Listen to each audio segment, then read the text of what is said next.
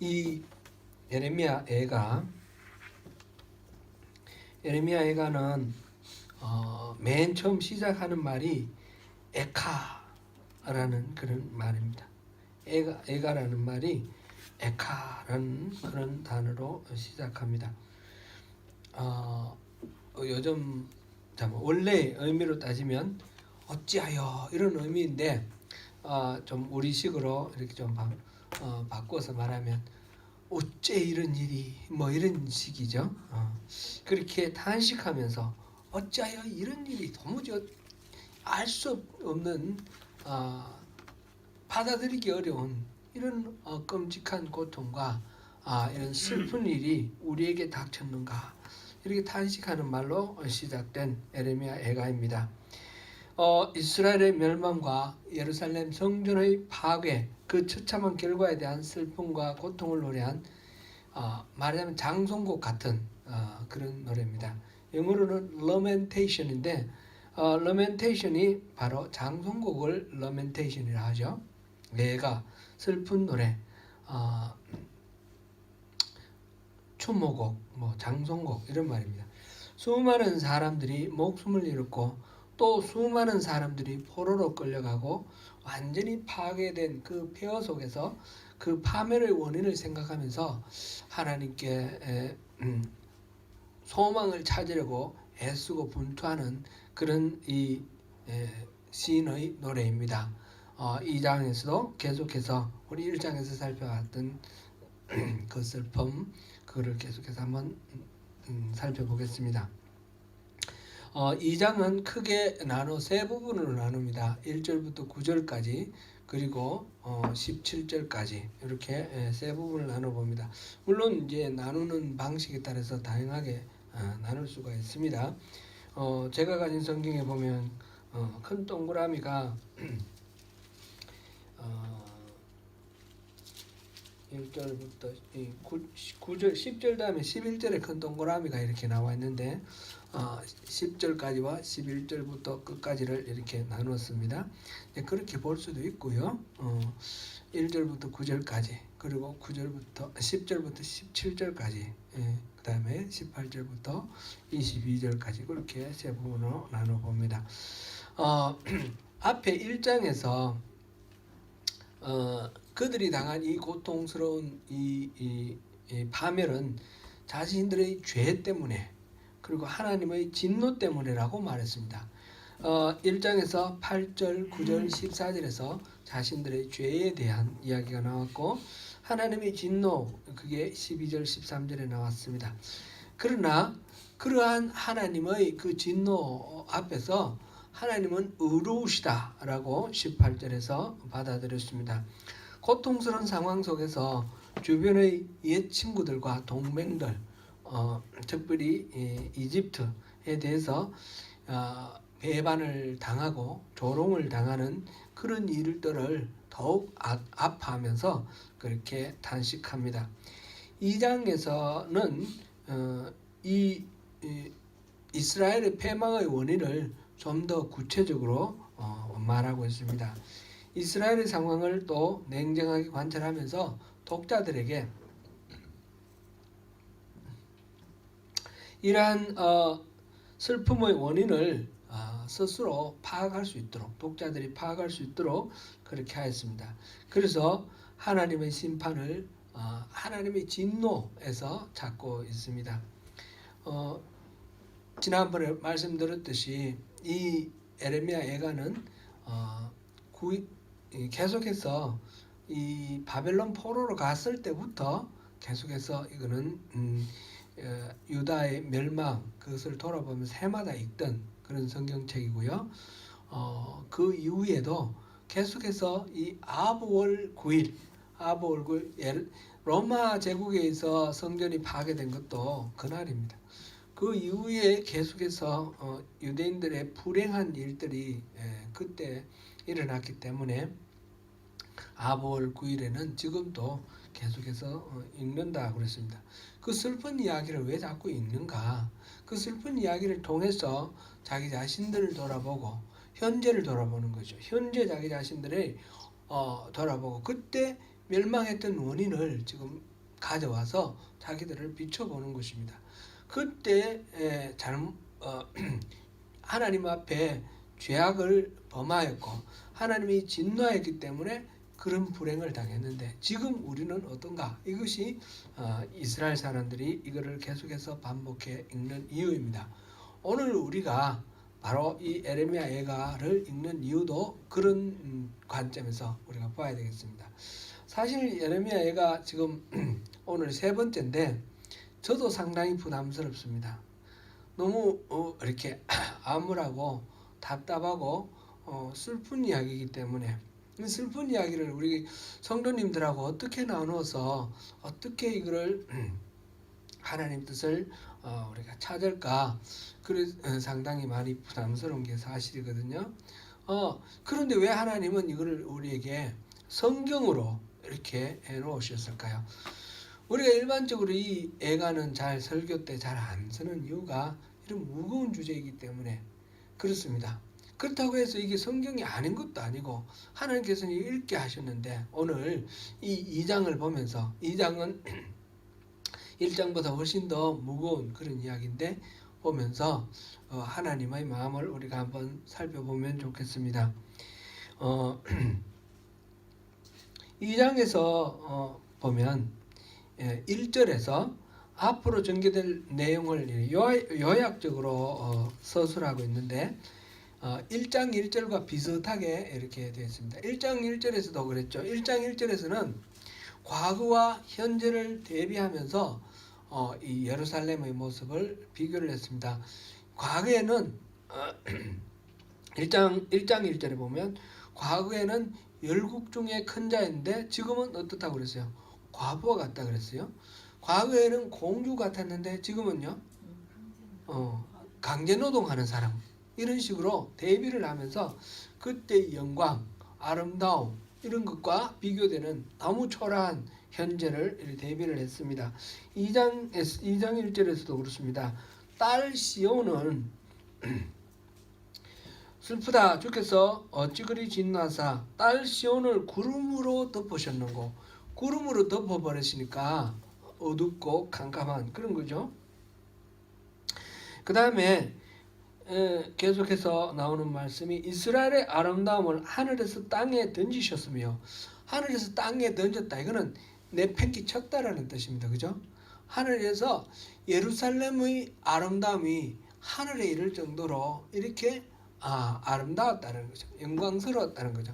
나중에 뒤에서 또 그 주변 민족들이 비웃었으며 하는 말이 그 영광스러운 도시라든 게 바로 여기냐 이렇게 말하는 내용이 나오는데 바로 그러한 영광, 그거를 땅으로 집어 던져버렸습니다. 땅바닥에 완전히 깔려버린 그런 상황. 그러면서 진노의 날에 그의 발판을 기억하지 아니하셨도다. 완전히 그렇게 낮아지고 짓밟힌 그런 상황을 이야기를 하면서 2장 1절, 이것이 앞으로 2장에서 전개되는 모든 내용이 그렇게 예루살렘의 그 상황, 이스라엘의 상황이 완전히 바닥에 이르렀다, 그런 내용을 지금 서언적으로 이렇게 머릿말로 이야기하고 있습니다. 이 첫 번째 부분 1절부터 9절까지라고 했는데 그것도 두 개로 나눌 수가 있어요. 2절부터 5절까지는 이스라엘이 전국적으로 심판을 받고 있는 그런 상황을, 우선 이 전국적인 심판의 모습을 묘사하고 있습니다. 2절에서 보니까 야곱의 모든 거처들 이런 말이 나오고 유다의 견고한 성체들 이렇게 나왔습니다.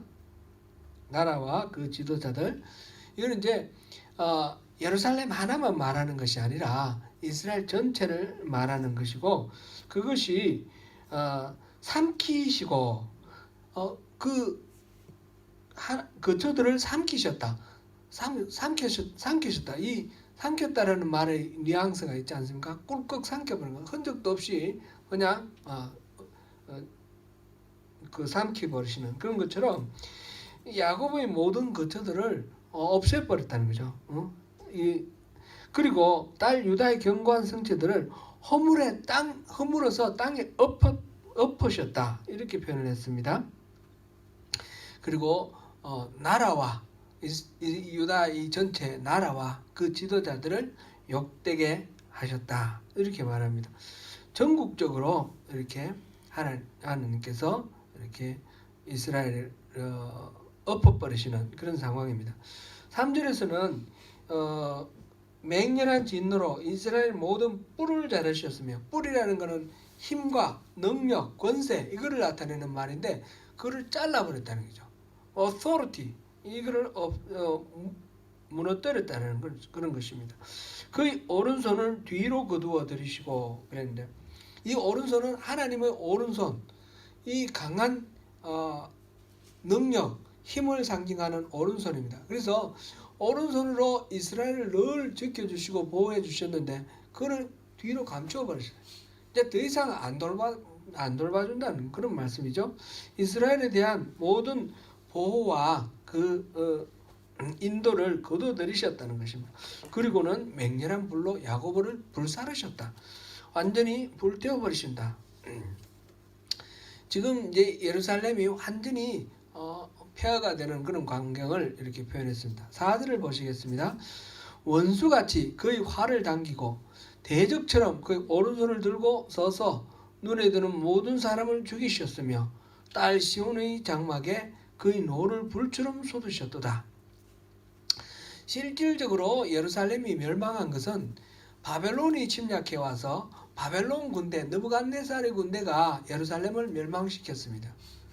그랬는데 여기서는 지금 2절, 3절, 4절에서 누가 그렇게 멸망시켰다고 그랬습니까? 하나님이 그렇게 하셨다고 그랬습니다. 바벨론 군대가 한 그 모든 일들을 하나님이 하신 일로, 이 바벨론은 하나님의 어떤 수단으로, 막대기로 그렇게 사용된 것으로 그렇게 이야기를 하고 있습니다.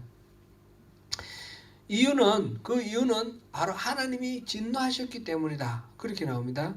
1절에서도 그리 진노하사, 그의 진노의 날 이렇게 나오고, 2절에서도 노하사라는 말이 나오고, 3절에도 맹렬한 노라고 그렇게 나오고, 4절에서도 그의 노를 불처럼 쏟으셨도다.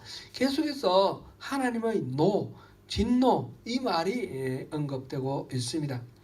그렇게 해서 5절에서 보니까 주께서 원수같이 되어 이스라엘을 삼키셨으며 라고 하였습니다. 이스라엘 백성들은 자신들이 아브라함의 후손으로서 하나님께서 선택하신 특별한 선민이라 생각하고 있습니다. 거룩한 나라라는 자부심이 있습니다. 이 출애굽기 19장에 그렇게 명시되어 있습니다. 그들은 출애굽의 과정에서 하나님께서 초자연적인 능력으로 그들을 지켜주셨고 그들을 이끌어서 가나안까지 이르게 하셨고 나라를 이루게 하셨습니다. 가나안 땅에서도 하나님께서는 특별하신 은혜를 베풀어 주셔서 그곳에 먼저 있던 7부족을 물리치시고 다윗과 솔로몬의 그 영광스러운 나라를 이루도록 해주셨습니다. 열왕기상 9장에 보면 솔로몬이 성전과 궁궐을 다 짓고 하나님께 막 기도를 하는데 그 기도 끝에 하나님이 임재하셔요. 하나님이 임재하셔서 다윗에게 약속했던 대로 왕위에 내 자손이 끊이지 않을 것이다 약속하셨어요.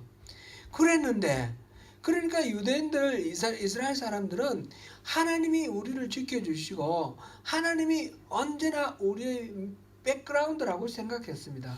무슨 일이 있을 때마다 기도를 했는데 이 사람들은 기도를 할 때 누구를 불렀습니까? 하나님을 불렀습니다. 그런데 그 하나님이 원수가 되었대요. 이때까지 그렇게 힘들고 어려울 때마다 불렀던 그 하나님이 원수가 되었다. 그러니까 이거 얼마나 참 끔찍스럽고 놀랍고 힘든 일입니까? 제가 아이들 키우면서 좀 엄격하게 키웠습니다. 나중에 커서는 제가 좀 이렇게 제법 커서는 그게 후회가 돼가지고 안 했는데 애들 엄격하게 하는 게 그게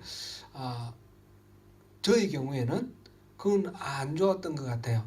어릴 때 일부러 좀 이렇게 얼굴을 좀 험악하게 해가지고 이놈 그러면서 막 혼을 냈는데 이 커서 나중에 얘기를 하는데 그때 아버지 모습이 얼굴이 너무너무 무섭더라는 거예요. 물론 그때도 무서워하는구나 라는 걸 알고 무서워하라고 그랬죠. 일부러 이제 막 이렇게 무섭게 이렇게 했는데 너무너무 무섭더라. 아버지는 항상 아버지로서 이렇게 가깝게 있고 보호자고 이런 사람으로 생각을 했는데 그 얼굴이 진짜 마귀 같다는 거죠. 그래가지고 아버지하고 관계가 멀어졌다는 거예요. 그러니까 그때 괜히 내가 일부러 좀 과장해서 무서운 얼굴을 하고 이렇게 했는데 그때 이 아이는 완전 주눅 들었구나. 이 아이는 너무 그거를 끔찍스럽게 생각했구나. 그런 것을 이렇게 알게 되었습니다. 지금 경우가 비슷한데 그 강도는 제가 지금 우리 딸이 제게 느꼈던 그거하고 생각했을 때 1000배, 만배의 강도입니다. 아버지에게 기대했던 그런 보호하심, 따스하심, 인자심 그게 막 마귀같이 보이는 그런 어마어마한 두려움, 그죠? 공포 그런 그보다 수만 배의 그런 공포로 하나님을 지금 보는 거예요. 하나님이 원수 같다는 거예요. 원수가 되어서 우리를 막 쳐버리는 거예요. 집어 던져버리고 참 너무너무 무서운 그런 상황입니다. 6절에서 9절 사이에서는 하나님과 이스라엘 백성들 사이에 성전을 매개로 하여 이루어졌던 그런 관계가 지금 깨어졌다라는 것을 나타내고 있습니다. 6절에서는 보니까 초막을 동산처럼 헐어버리시며, 이 초막은 성막을 말합니다. 성막, 성전 이거를 동산처럼 헐어버리시며 그 절기를 폐하셨도다. 1년에 이 기본적으로 3번 이 절기가 있지 않습니까? 이 절기에는 반드시 흩어져 있더라도 이 성전에 찾아가서 하나님께 예배하라 하는 것이 이 하나님의 명령이었습니다. 그랬는데 그 절기를 폐해버렸다는 거죠. 그건 무슨 말이에요? 다시는 너희들 보고 싶지 않다. 다시는 너희들 제사 내가 받고 싶지 않다. 오지 마라. 너희들하고 나하고는 끝났다. 그런 얘기 아닙니까? 그리고 시온에서 절기와 안식일을 잊어버리게 하시며 사람들이 그걸 잊어버리라 그렇게 하셨다는 거죠. 왕과 제사장을 멸시하셨도다. 왕이나 제사장은 하나님이 기름 부어서 특별히 하나님께서 맡기신 사역을 감당하게 하는 그런 사람이에요. 그런데 그를 멸시하셨다. 더 이상 내가 기름 부어준 그 역할을 할 거 없다. 너희들은 끝이다. 그런 관계의 단절을 선언하고 있습니다. 계속해서 7절에서도 하나님이 자기 제단을 버리시며 자기 성소를 미워하시며 같은 말이 계속해서 이렇게 점점 더 상태를 심각하게 그렇게 점층법으로 이렇게 말합니다. 그러면서 궁전의 성벽들을 원수의 손에 넘기셨으며 그들이 여호와의 전에서 떠들기를 절기의 날과 같이 하였도다. 원수들의 손에 성벽을 넘겼고 성전도 넘겼죠. 성전을 넘겼는데 그 성전에 그 원수들이 절기처럼 떠든다는 거죠. 거기서 페스티벌을 즐기고 있다는 거예요. 성전에서, 거룩한 성전에서 이스라엘 사람들이 하나님을 만나기 위해서 특별히 구별해놨던 그 성전에서 이 원수들이, 말하자면 오랑캐들이, 그 바벨론 그 이방인들이 그 자리에 와가지고 막 절기처럼 떠들고 있어요. 페스티벌을 즐기면서 자기들의 욕망을 채우고 있습니다. 실제로 거기서 제사 드릴 때 가지고 있던 그 기명, 제사 도구들, 그릇들, 그걸 가지고 술잔으로 쓰고 막 이러지 않습니까? 이런 식으로 하나님을 모욕하는데 하나님은 그것을 허락하셨다는 거예요. 그거는 바벨론 사람들이 그렇게 하도록 하신 분이 바로 하나님이시라는 겁니다. 그리고 8절에서는 하나님의 딸 시온의 성벽을 헐어버리셨다 그랬고 9절에서는 성문을 땅에 묻어버리고 그랬다고 지금 이야기를 하고 있습니다. 하나님과 인간 사이에 구원자이고 보호자이시던 하나님이 원수가 된 이 관계의 파멸은 바로 하나님과 인간 사이에 왜 제단을 무시하시고 이 성전을 적에게 줘버렸을까요? 이유는 거기서 바치는 하나님께 올려 바치는 성전, 제사, 그것이 하나님이 기뻐하시는 순결한 제사가 아니었기 때문에 그렇습니다. 그들이 하나님을 섬기는 것이 바로 하나님을 섬기는 것이 아니고 우상 숭배였기 때문에 그렇습니다. 그들은 하나님과 겸하여 우상도 섬겼는데 이거는 우상 숭배인 거죠. 그런 것 때문에 하나님께서는 파탄으로 이렇게 몰아가셨습니다. 10절부터 17절까지는 그리하여 맡게 되는 하나님의 백성들의 슬픔에 대해서 노래하고 있습니다. 10절에서는 시온의 장로들이 티끌을 머리에 덮어쓰고 굵은 배를 허리에 두르고 있다 그랬습니다. 그건 어떤 표시입니까? 회개하고 있는 그런 표시입니다. 처절한 패배를 보면서 지금 장로들이, 시온은 예루살렘을 말하는 것이고 이스라엘 전체를 대표한다 할 수 있겠고, 장로들이 지금 회개하고 있습니다. 그리고 예루살렘의 처녀들은 머리를 땅에 숙였습니다. 땅에 머리를 박고 지금 실망해서 완전 낙담해서 풀이 죽어서 있는 그런 상황입니다. 11절에도 계속해서 회개하는 모습이 나옵니다. 극도의 슬픔을 표현하고 있습니다. 내 눈이 눈물에 상하며 내 창자가 끊어지며, 너무너무 많이 울어가지고 눈이 짓무른 상태예요. 창자가 끊어지며, 창자가 끊어진다. 너무 슬픔이 지극할 때, 그죠? 애간장이 녹는다. 창자가 단장의 슬픔 이런 말 하잖아요. 단장의 메아리 뭐 이렇게 장이 끊어진다는 거죠. 그 다음에 간이 땅에 쏟아졌다. 간이 땅에 실제로 쏟아지는 건 아니겠죠. 장이 실제로 끊어지는 거 아닌 것처럼, 그런 간이 땅에 쏟아지는 것처럼 간장이 다 녹는 거예요. 그렇게 좀 슬픔이 극도로 이르는 것을 말합니다.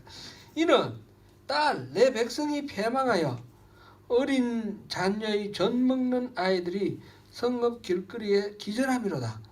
왜 이렇게 애간장이 끓고 장이 끊어지는 것 같고 간이 쏟아지는 것 같으냐면, 이 어린 아이들이 지금 기절한다. 의식이 소멸되어 가는 거예요. 이 12절 보니까 그들이 성읍 길거리에서 상한 자처럼 기절하여 그의 어머니들의 품에서 혼이 떠날 때에, 지금 어린 아이들, 젖 먹던 아이들이 지금 죽어가는 그런 상황을 묘연하고 있어요. 먹을 것이 없어서 저 엄마의 젖이 안 나와서 지금 아기가 죽어가는 거예요. 기절을 해서 혼이 떠나가는 그런 상황에서 어머니들에게 이르기를 곡식과 포도주가 어디 있느냐. 이게 이제 양식이 어디 있느냐, 양식이 없다, 그는 단식이죠. 이런 식으로 지금 이야기를 하고 노래를 하고 있습니다. 하나님의 심판을 경험하고 있는 이스라엘 백성들은 불평과 원망으로 가득 차기보다는 하나님의 역사하심을 깨닫고 자신의 죄를 발견하면서 회개하고 있는 모습입니다. 원망하고 불평하고 그래서 대드는 것이 아니라 지금 장로들로부터 지금 회개하고 있는 그런 장면입니다.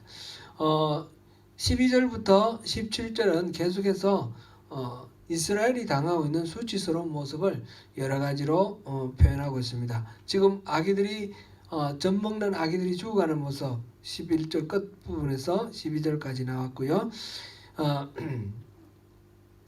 13절도 그렇습니다. 무엇으로 증거할까? 무엇으로 비유할까? 내 딸 시온이여, 무엇으로 비교하여 너를 위로할까? 너의 파괴됨이 바다보다 크니. 이게 이제 이 파괴가 너무너무 끔찍하다는 것을 묘사할 방법이 없으니까 그것이 바다보다 크다 이렇게 표현을 했습니다. 누가 너를 고쳐줄까? 고칠 사람도 없죠. 14절에서는 그렇게 된 사유 중에 하나로 선지자들이 헛되고 어리석은 묵시를 보았다라고 하였습니다. 선지자들은 하나님이 보여주시는 계시, 묵시 그거를 백성들에게 선포하는 직분을 가진 사람입니다. 그런데 선지자들이 헛되고 어리석은 묵시를 보았다. 이거는 하나님의 뜻 아닌 가짜 묵시를 본 거예요.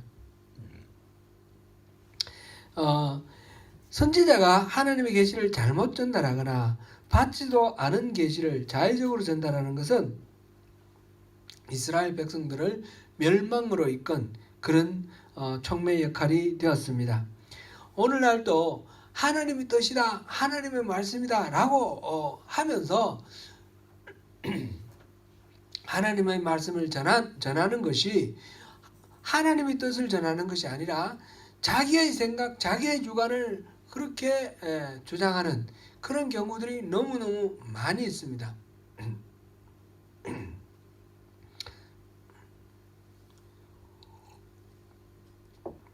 오늘날 우리가 특별히 저는 설교자로서 이 부분에 대해서 끼어서 넣기도 하고 하나님의 말씀을 바르게 전달할 수 있도록 해야 되겠고요. 여러분들도 저를 위해서도 많이 기도해 주십시오. 어떤 인간이기 때문에 여러 가지 일들이 막 이렇게 끊임없이 이렇게 있으니까 그 일들 속에 생각이 왜곡되고 이기적으로 가고 자기중심적으로 가고 그렇게 해서 하나님의 말씀을 왜곡하는 그런 위험이 얼마든지 있는 것입니다. 저에게도 그런 위험이 얼마든지 있는 것이니까 그 모든 상황과 환경을 뛰어넘어서 하나님의 말씀을 바르게 분별해서 바르게 전달할 수 있도록 여러분들이 또한 저를 위해서 기도해 주시고 여러분 자신들도 성경을 읽을 때나 설교를 들을 때나 어떤 게 우리가 쉽게 말해서 어떤 게 자기한테 가장 쉽게 감동이 되느냐면 자기가 평소에 생각하던 거하고 비슷할 때 그럴 때 감동이 돼요. 그게 옳은 거냐? 그렇게 볼 수는 없어요. 내 생각이 틀렸는데 틀린 생각 비슷한 말 나온다고 우리가 은혜 받았다 막 그렇게 하면 그건 함께 망하는 길입니다. 그러니까 하나님께 끊임없이 올바른 분별력을 영적 분별력을 구하시고 지혜를 구하시고 바르게 하나님 뜻을 분별할 수 있어야 되며 바르게 또 이렇게 들어야 되고 바르게 읽어야 합니다. 15절 16절에서는 지나가던 자들이 박수치고 비웃고 원수들이 입을 벌리며 비웃습니다. 그런 비웃음이 얼마나 참 마음 아프고 힘들고 쓰라리는지 정말 모릅니다. 슬픈 사람들, 슬픔에 갇힌 사람들에게 비아냥거리고 모욕하는 건 정말 천벌받을 일입니다. 슬픔에 잠긴 사람에게 위로하고 격려하지는 못할 망정 이렇게 비웃고 비아냥거리는 그런 사례들을 우리가 현실 속에서 너무너무 많이 봅니다. 절대로 우리는 그런 것은 하면 안 되겠습니다. 17절에서 하나님이 다 이 모든 일들을 다 결정하시고 행하신 일이다 이렇게 하였습니다. 우리 전에도 그런 말씀 우리가 나눴지만 이거는 당사자로서 자기를 돌아보며 회개하는 그런 입장에서 하는 말입니다. 남의 불행에 대해서 그렇게 말하면 안 된다라는 것을 우리가 기억해야 되겠습니다. 명심해야 되겠습니다. 욥기에서 욥의 친구들이 와서 그렇게 이렇게 충고를 해줬는데 선한 의도에서 출발해서 충고를 했는데 결과적으로 하나님한테 다 책망을 받습니다. 왜 그렇습니까? 욥이 당한 그 불행과 그 고난과 그 처지에 대해서 공감해 주려는 마음이 없는 것입니다. 그리고는 막 얘기를 하다 보니까 자꾸 공격적으로 되고 비난하고 정죄하는 쪽으로 가는 것입니다. 그렇게 해서 하나님으로부터 책망을 받는 그런 욥의 친구들을 생각하면서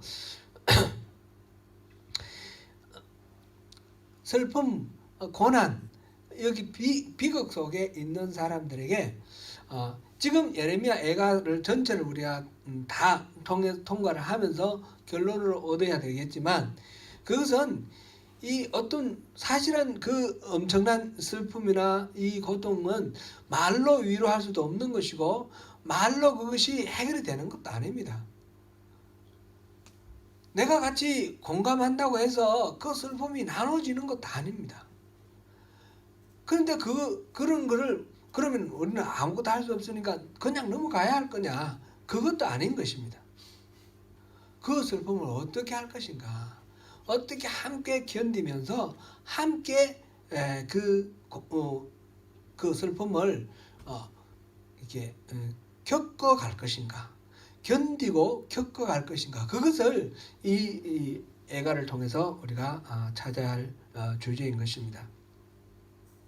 이스라엘 백성들은 언약을 받은 자들로서 하나님의 특별한 보호와 사랑을 받은 만큼 더욱 거룩하고 성결한 삶의 질이 요구됩니다. 즉 독특한 특권과 신분을 향유하는 만큼 의무와 책임의 온전한 이행이 필요한 것입니다. 이것은 우리에게도 똑같이 적용이 됩니다. 우리는 예수 그리스도의 그 보혈이라는 그 값진 비용으로 비용을 지불하고 구원받은 하나님의 백성입니다. 우리는 하나님께서 어렵다 해주셨고 세상의 어떤 것들로부터도 안전하게 지켜주시겠다고 약속하셨습니다.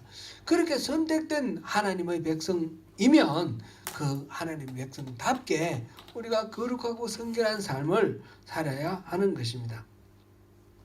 이 모든 것은 하나님의 백성들이 하나님과 바른 관계에 놓여 있을 때에 가능한 것입니다. 그러므로 우리는 끊임없이 우리가 선자리를 돌아봐야 됩니다. 우리가 자기중심적인 자리에 내가 하나님의 자리에 서 있지 않는가 점검하면서 끊임없이 자리를 옮겨서 하나님의 자리로 우리가 돌아가야 됩니다. 내가 중심이 아니라 하나님이 중심. 그렇게 바른 관계 속에 들어갈 때에 우리가 우리 자신을 지킬 수가 있고 하나님의 보호를 입을 수가 있고 하나님께서 우리에게 허락하시는 천국을 누리게 되는 것입니다. 우리가 지난번에 잠깐 말씀 나눴나요? 이거는 늘 우리가 생각해 봐야 되겠습니다. 우리가 지금 신앙생활하는 목표가 뭔가? 죽어서 천국 가는 것일까요? 아니면 이 땅에 살아있는 동안 부귀 영화를 누리는 것일까요? 그런 것, 죽어서 천국 가는 것은 당연한 것이지만 그때까지 천국에 죽어서 천국 갈 때까지 이 땅에서는 무조건 꼭 참고 이를 악물고 참고 견뎌내야 되는 그런 것이 아닙니다. 예수님이 오셨을 때 이미 천국이 이 땅에 임하였다 하셨습니다. 우리가 예수를 영접하였을 때 하나님 나라는 우리 가운데 이미 임했습니다. 우리는 그러니까 그리스도인으로서 이 땅에 살아가는 동안 하나님 나라의 백성으로서 하나님 나라를 누리며 살아가는 그런 인생입니다. 그러니까 교회는 다름 아니라 하나님 나라인 것이죠. 이 택함받고 선택받은 구원받은 백성들의 모임이 교회입니다. 그러므로 신앙생활 한다는 것은 천국을 누리는 것입니다. 천국은 유예되어 있는 것이 아니라 앞당겨서 지금부터 천국을 누리는 것입니다. 우리에게 끊임없이 고난이 닥쳐오고 우리에게 끊임없는 어려움이 있더라도 신앙이 없으면 그 속에서 좌절하고 낙심하고 고통하며 망해가고 소멸되어 갈 것이지만 우리는 하나님과의 바른 관계 속에서 내 힘으로 감당할 수 없는 그런 하나님의 능력을 우리가 입게 되는 것입니다. 그래서 그 고난도 이겨내고 슬픔도 이겨내고 그 대표적인 것이 이 관계 속에서 어려움이 있을 때 우리 나의 성품으로는 감당할 수 없는 거지만 하나님 나라 백성으로서 내 안에 들어오신 성령의 능력으로 하나님의 능력으로 그것을 용납하고 감당하는 그런 것을 누리는 것이 우리 신앙의 본질입니다. 그러므로 하나님과 바른 관계 계속해서 우리가 추구하고 나아가도록 해야 되겠습니다. 세 번째는 18절부터 22절까지 기도와 응답입니다. 이스라엘의 수치스러운 상황은 이 예레미야 저자로 하여금 하나님께 간구하는 기도를 하도록 하는 요인이 되었습니다. 18절 19절은 이스라엘 백성들의 마음속에 하나님을 향한 기도가 터져나오기를 바라는 그런 저자의 마음을 그리고 있습니다. 18절에서 그들의 마음이 주를 향하여 부르짖기를 이렇게 하기를 바란다. 그런 말이죠. 그러면서 그들의 이 마음, 그들의 탄식, 부르짖음을 이렇게 표현했습니다. 딸 시온의 성배가 너는 밤낮으로 눈물을 강처럼 흘릴지어다. 스스로 쉬지 말고 내 눈동자를 쉬게 하지 말지어다. 딸 시온의 성벽이라는 말은 그 예루살렘 전체를 말하는 거죠. 그곳 살고 있는 사람 인구 전체를 말하는 건데, 그렇게 해서 모두 다가 그렇게 끊임없이 하나님 앞에 울고 부르짖으라는 것입니다. 초저녁에 일어나 부르짖을지어다. 사람이 이제 잠을 자면 저녁에 이제 잠을 자면 아침까지 자잖아요. 그런데 새벽 일찍 일어나서 부르짖으라가 아니고 초저녁에 일어나라는 거예요. 그럼 뭐예요? 잠잘 틈도 없이 그렇게 하나님께 부르짖으라, 그런 말씀입니다. 그렇게 하면서 예레미야는 자기의 부르짖음을, 기도를 20절부터 22절까지 기도합니다. 20절부터 22절까지 우리 같이 한번 천천히 다시 읽어보겠습니다. 여호와여 보시옵소서. 주께서 누구에게 이같이 행하셨는지요. 여인들이 어찌 자기 열매 곧 그들이 낳은 아이들을 먹어오며 제사장들과 선지자들이 어찌 주의 성소에서 죽임을 당하오리까. 늙은이와 젊은이가 다 길바닥에 엎드러져 싸우며 내 처녀들과 내 청년들이 칼에 쓰러졌나이다. 주께서 주의 진노의 날에 죽이시되 긍휼히 여기지 아니하시고 도륙하셨나이다. 주께서 내 두려운 일들을 사방에서 부르시기를 절기 때 무리를 부름같이 하셨나이다. 여호와께서 진노하시는 날에는 피하거나 남은 자가 없나이다. 내가 낳아 기르는 아이들을 내 원수가 다 멸하였나이다. 지금 이 비극적인 상황에 놓인 그것을 이렇게 표현을 했습니다.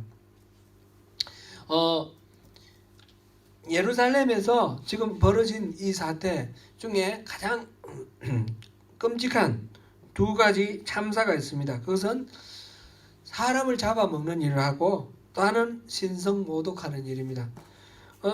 아이들을 이렇게 죽게 하고 먹을 것이 없어서 죽게 하고 또 그럼 죽는 것으로 끝나는 것이 아니라 보면 양식이 없어서 아이들을 잡아먹었습니다.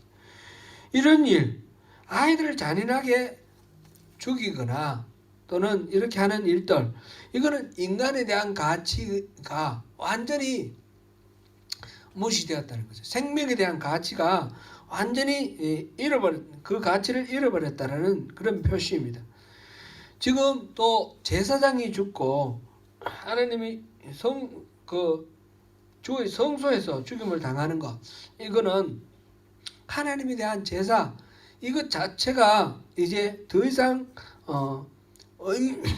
의미가 없는 것으로